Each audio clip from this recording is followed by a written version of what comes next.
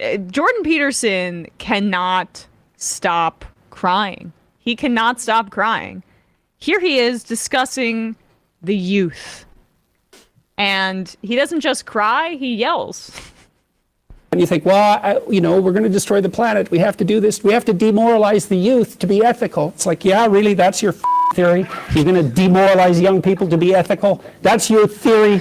It's like, you should go home and think about that for like a year. And I'm passionate about this, because oh, God. I have no idea how many people that's killing. You have no idea.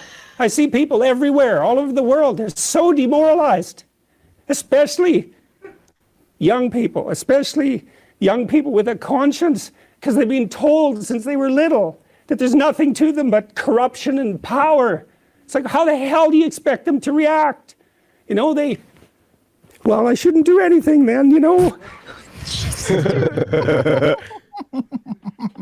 I will say, Fetal positioning right there. I like Jordan Peterson's voice. I like it so much because it sounds like Kermit. I don't like what he says in the voice, but I think that the voice is quite pleasant. It's a shame that he's gone down this route. There's a really funny moment in that. Well, the whole thing is really funny, and obviously the crying is funny. But there's a face he makes when he gets angry. It's a split second one, but to me, that's my favorite moment of that clip. Jordan Peterson is a very funny, angry face. Oh, yeah. Yeah, I don't know what he's talking about with the whole demoralized people so they're ethical thing, but he is saying it at the Hoover Institution, which, just to remind folks, is just like an oligarchy a think tank. And you want to talk about like what we also just played a clip of Charlie Kirk saying the one upside to a recession is that these smug workers are going to get what's what and be disciplined a little bit and be taught a lesson. That is the type of like disciplining that goes on in America that the powerful do to the people that kill so many of them, and literally does. It literally has people going out in the pandemic working shitty jobs for like barely above minimum wage and catching diseases. We killed 1 million people. So that's what's killing people. It is coercion of working people. No, he's just trying to claim that because we are educating young people about the realities of climate change, the realities of income inequality, the things that might be a little uncomfortable, that is demoralizing the youth, and it's making them despondent, and so it's killing people, and they're dying. Like these people, conservatives, they really just want you to live in a bubble and not be educated about the world, because otherwise it's just too scary. I mean, his perception of human beings' fragility, it's fairly pathetic, honestly. Well, I mean, I think a lot of it is like the desperation from, the right wing and their sort of thought mongers to maintain this bubble around children so that they are, basically until they have been indoctrinated enough by their parents and these sorts of thinkers on YouTube to like treat all of our inequality as though it's normal and the only way things can be. And the younger you treat them, naturalizing it. And so the only thing that they can do is, feel powerless in the sort of doctrine of right wing, like society where like this stuff is natural and all you can do is sort of like cry about it. But in reality, I think a lot of people who are advocating for teaching LGBTQ equality, who are teaching racial equality, are advocating it so that these children can grow up and change the world, not just be forced to be held hostage by a few sort of like, I'd say boomers who want to make sure that people are, continuing to give credence to the sort of lessons that they learned as children. But it's safer to be held hostage, and it makes me feel it makes me feel a little bit warmer and cozy when I can deny the realities of society, and I'm going to project my own emotional instability onto the rest of the population and claim that this is the most dire thing because I feel uncomfortable when people throw facts and figures in my face. I just hope he started eating vegetables again, Me too. Yeah, stay away from the cider. Art House Politics has a clip here that I don't know if this is I've clipped this before, but I can't find my own version of it. But this is Jordan Peterson, vintage style. When it comes to the serious business of sex, women will choose a testosterone-charged world record most of the time. It's the testosterone-laden man who is most attractive when women are fertile. I'd like to know more about different kinds of hormones. Welcome to the jungle. Remember those 50s hat-sporting fathers who stayed married, supported their families, and repressed women? Well, they're headed for extinction. Fantasies. Just what kind of man do you think is replaced the chauvinists of yesterday? Canadian political actors.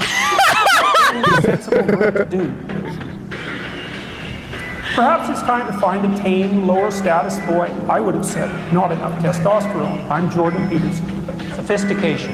The archetypal bad boy. The perfect mate for the modern single mother. The one fathering your grandchildren in the future. The battle for absolute control. The masculine impulses.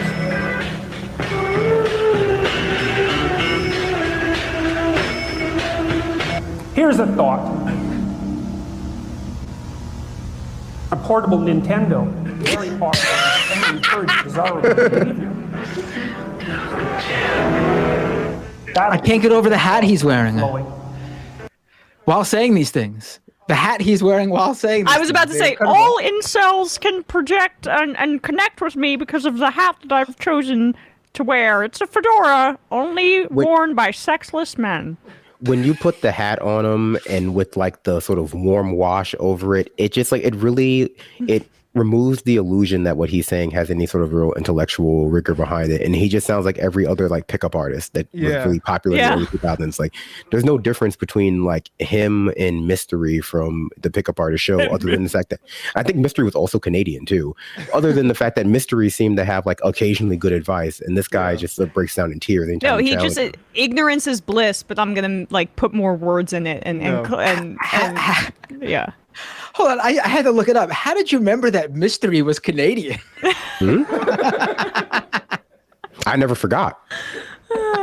Hashtag never forget. His vibe in that video with that cinematic effect and his fedora, he does look like a guy in those sort of like 1940s Double Indemnity style movies. The noirs, where you think he's going to be the main villain in like the first third of the movie, but he gets revealed as he's just like some henchman that was put up to it, and he's like, "I'm sorry, they just paid me $50." Right.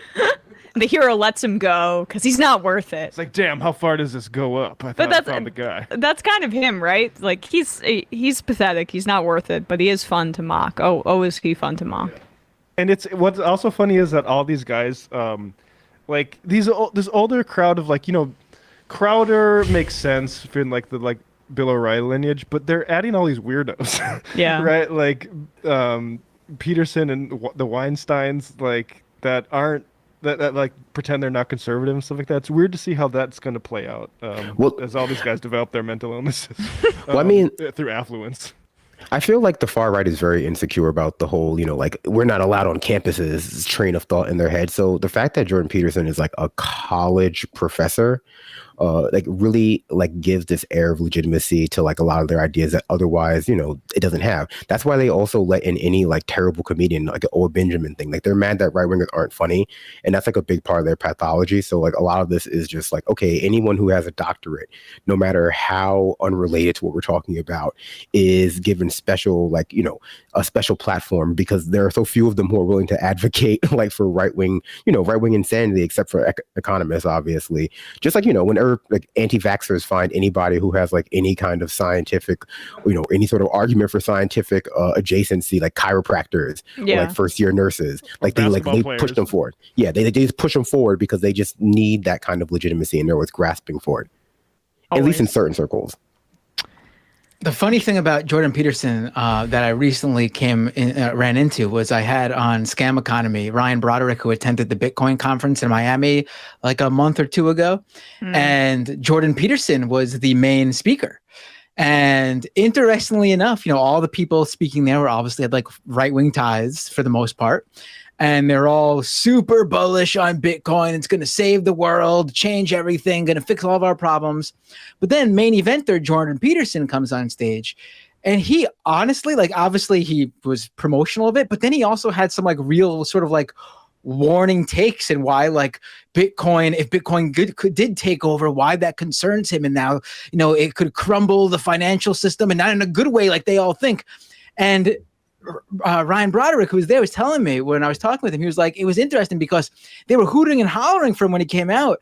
And then like halfway through his speech, they're all sitting there with where like they like the guy, but they also love Bitcoin. You could tell there was some real like frustration going on in there. Like their worldview was being shattered by this guy they loved. And at the same time, they wanted to attack him because they were attacking Bitcoin. They were just so confused over it. So I did appreciate Jordan Peterson for doing that. That was pretty funny. That's the dialectic, you know.